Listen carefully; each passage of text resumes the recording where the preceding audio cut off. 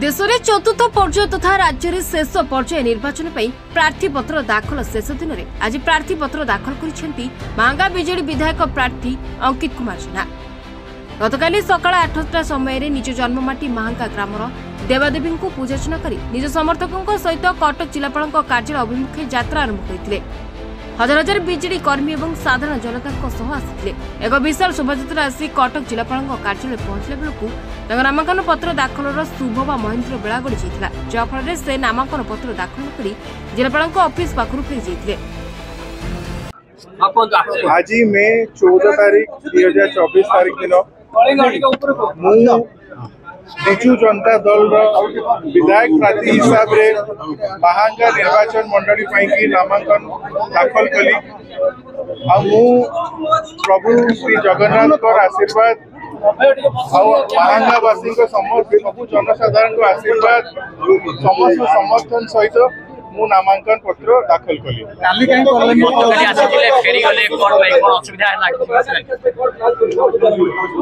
महांगा रे विगत 15 वर्ष है बहुत उन्नतिमूलक काम आगामी दिन में भी आगामी 5 वर्ष भी आम युवक मानक आहरी सशक्त करूँ महिला मानक आहरी सशक्त करूँ महांगार आहरी कौन उन्नतिमूलक काम हो पार तार भी आम काम हाथ को एथरक लड़े एक फारका हम बिजू जनता दल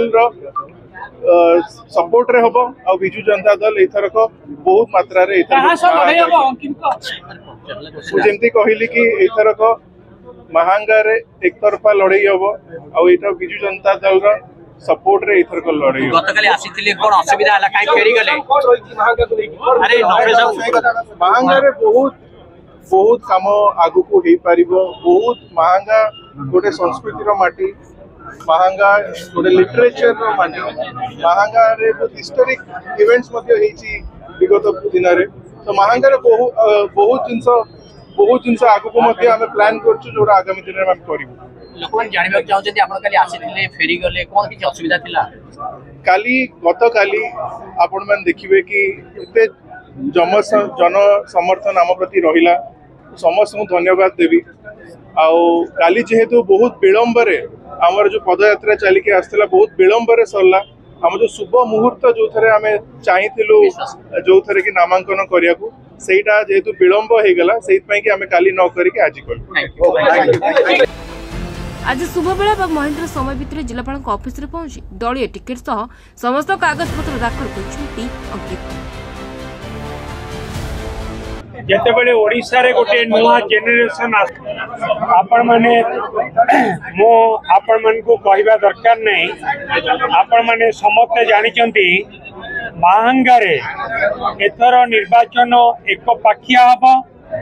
केंद्रापड़ा लोकसभा निर्वाचन मंडली रे कटक लोकसभा निर्वाचन मंडली रे निर्वाचन एक पाखिया हम बिजू जनता दल सपक्ष हम एवं ओडिशावासी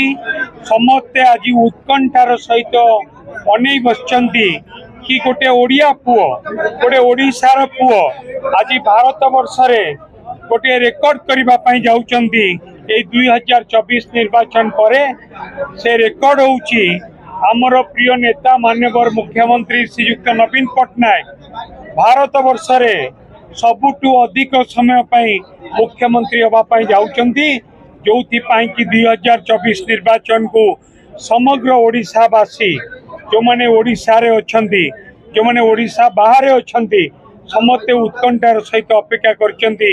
कि से रेकर्ड करे कि नवीन पट्टनायक को षष्ठ थर पाई मुख्यमंत्री सबुठू अधिक समय पाई मुख्यमंत्री करे कि से गर्व आ गौरव ओडिशावासी हासिल करने उत्कंठार सहित अपेक्षा कर। कटकरू प्रदीप कुमार नायक रिपोर्ट।